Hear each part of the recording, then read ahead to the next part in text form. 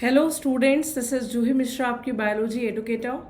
और एक बार फिर एक नए कॉन्सेप्ट के साथ जेनेटिक्स में इनहेरिटेंस ऑफ टू जीन की आज बात करेंगे।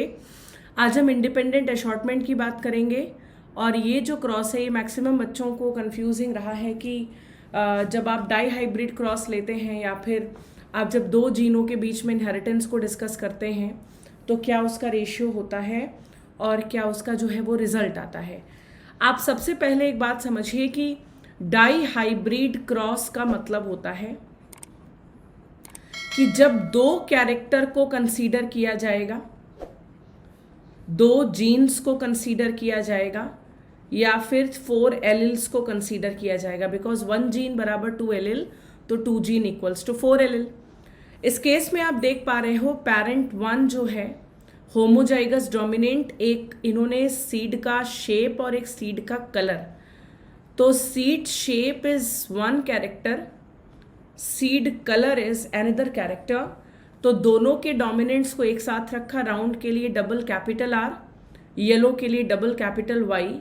जस्ट अपोजिट टू दिस जो पेरेंट 2 था वो होमोजाइगस रिसेसिव लिया इन्होंने, रिंकल राउंड पे रिसेसिव है स्मॉल आर, और ग्रीन येलो के सामने रिसेसिव है स्मॉल वाई। जब गैमीट बनाया जाता है तो गैमीट हैप्लॉइड होता है, यानी कि ये जो क्रोमोसोम नंबर यहाँ से लेगा वो chromosome number half of the parent होगा, यानी एक कैपिटल आर और capital Y, this is haploid gamete for dominant character. Small R small Y haploid gamete for recessive character. First generation का जो बच्चा होगा, फर्स्ट फीलियल जनरेशन की जो प्रोजेनी होगी वो हेट्रोजाइगस होगी। हेट्रोजाइगस इसीलिए होगी क्योंकि capital R capital Y small Y है, और जब इसका सेल्फ पॉलिनेशन कराया गया, यानी जैसे को तैसे के साथ क्रॉस कराना with capital R capital Y small Y, तो गैमिट्स ये बने। आपको मैं पहले बता दूं कि गैमीट को कैलकुलेट करने का एक फॉर्मूला होता है। There is a formula to calculate gamete, और ये फॉर्मूला होता है 2 पे power n, where n is the number of heterozygotes. चूंकि इस केस में आप देख रहे हैं 2 हेट्रोजाइगोट्स हैं, एक ये R वाला पेयर और एक ये Y वाला पेयर, तो यहाँ पे हम फॉर्मूले की जगह n में 2 प्लेस करेंगे और ये आपका 4 हो जाएगा, यानी कि 4 टाइप्स के गैमीट बनेंगे इस केस में, बिकॉज 2 हेट्रोजाइगोट्स हैं।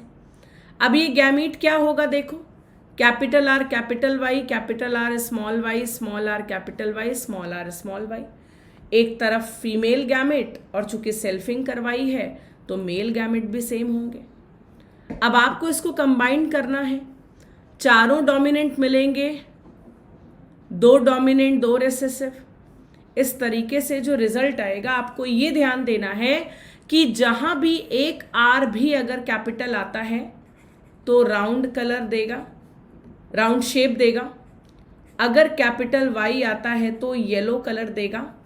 अगर ये अकेला आएगा तो भी, और अगर ये 2 आएंगे तो भी, मतलब कैपिटल आर अगर अकेला भी है तो राउंड, और कैपिटल वाई अकेला भी है तो येलो। जैसे आप इस केस में देख पा रहे हैं, अगर अकेला ये कैपिटल आर है तो राउंड शेप है, कैपिटल वाई अगर देखो अकेला है तो कलर येलो है। लेकिन आपको ये भी देखना है कि जो रेशियो आएगा ये 9:3:3:1 आएगा, जो कि इंडिपेंडेंट असॉर्टमेंट का फिनोटिपिक रेशियो है, यानी 16 ऑफ स्प्रिंग्स टोटल है। आप इन बॉक्सेस को काउंट करेंगे, then there are 16 progenies, and out of 16 progeny complete homozygous dominant एक होगा, कंप्लीट होमोजाइगस रिसेसिव भी एक होगा, लेकिन ओवरऑल येलो और राउंड जो बच्चे होंगे, जो सीड येलो होगी और राउंड होगी, ऐसी 9 प्रोजेनीज आपको मिलेंगी आउट ऑफ 16। और 1/16 आपको ये लास्ट के बॉक्स में मिलेगा, ग्रीन और रिंकल, ये बिल्कुल P2 से रिजेंबल करता है, ठीक। लेकिन आपको 2 क्रॉसओवर्स भी मिलेंगे यहाँ, एक राउंड के साथ ग्रीन 3/16 और एक येलो के साथ रिंकल। तो ये 3:3 जो बीच में 2 बार आया है, ये दोनों क्रॉसओवर्स या रिकॉम्बिनेंट्स को इंडिकेट कर रहा है।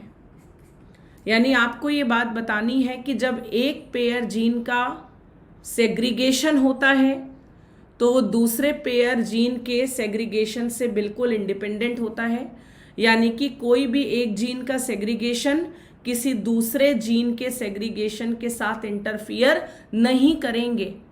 और पैरेंटल कॉम्बिनेशंस के साथ साथ कुछ नए कॉम्बिनेशंस भी आपको मिलेंगे, क्योंकि इंडिपेंडेंट अशॉर्टमेंट का मतलब यहाँ क्रॉसिंग ओवर हो रही है। And out of the 16, 6 progenies यहाँ क्रॉस ओवर्स हैं। यानी टोटल अगर इनको जोड़ें तो ये 6 आउट ऑफ 16 है। इस तरीके से इंडिपेंडेंट अशॉर्टमेंट है, जिसका इलस्ट्रेशन आप देख चुके हैं। काफ़ी इंपॉर्टेंट है, एग्जाम में काफ़ी ज़्यादा ये क्वेश्चन आता भी है। और ये पॉइंट याद रखना कि law of independent assortment states that when 2 pair of a traits are combined in an hybrid, segregation of 1 pair of character is independent of the other pair of character. ठीक है, बाकी तो इलस्ट्रेशंस आप समझा सकते हैं। जिनोटाइप जो F2 में आपको मिलेंगे वो 16 टाइप के मिलेंगे, फिनोटाइप्स जो आपको मिलेंगे वो 4 टाइप्स के मिलेंगे।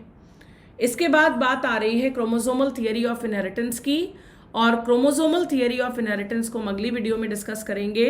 तब तक के लिए सेशन को लाइक करें, सब्सक्राइब करें चैनल को, और ऐसी छोटी छोटी अपडेट्स के लिए मेरे साथ बने रहें for all your biology compliments. Thank you so much, all the very best, thank you.